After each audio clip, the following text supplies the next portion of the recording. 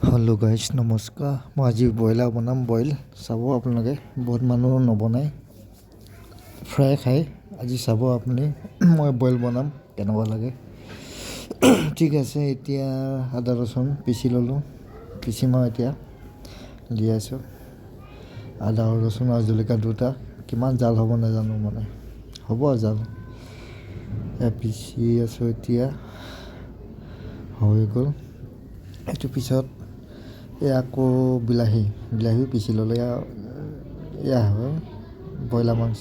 তাৰপিছত কেৰাহী পাতি দিলোঁ, কেৰাহীৰ ওপৰত এতিয়া ব্ৰইলাৰ মাংস দি দিছোঁ। এইটো পিছত আপোনাৰ এতিয়া পানী দিব লাগিব, বেছি নহয়, পানী জোখত দিব লাগিব। আৰু ব্ৰইলাৰ মাংস ইমান টাইমো নালাগে সিজিবলৈ, কম পানী দিব লাগিব, বেছিকৈ দিলে নহ'ব।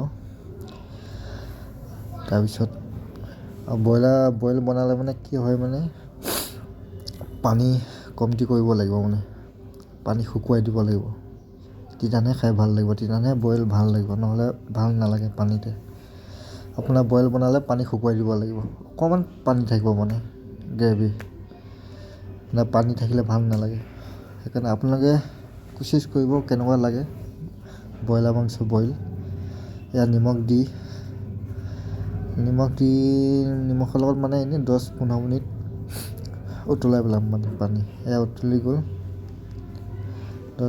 উতলাৰ পিছতহে এতিয়া হ'ব। এতিয়া আদা ৰচুন দি দিম, পিচি থোৱাখিনি।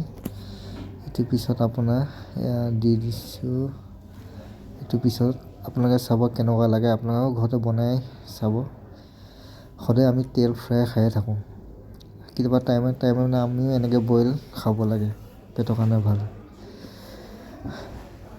আপোনালোকে চাব মই পানী কিমান দিছোঁ, তাৰপিছত এনেই কালাৰ অকণমান দি দিছোঁ।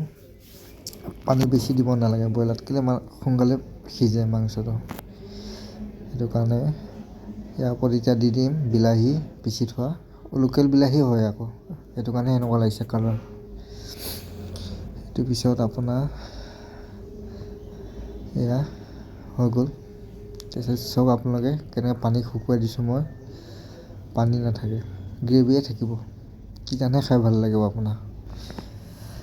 আৰু মোৰ ভয় লাগি আছে, তামাম জাল হ'ব নেকি, কেলৈ মানে ভোট জলকীয়া দুটা দি দিছোঁ।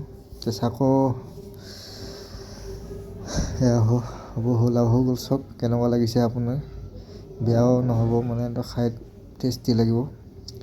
এইফালে আকৌ মই ভাতো বহাই থৈছোঁ, এয়া। তাৰপিছত এই ভাত উলিয়াই ল'ম, এতিয়া হৈ গ'ল। এতিয়া এয়া খাই আছোঁ। বছ আপোনালোকে কেনেকুৱা লাগে কওক।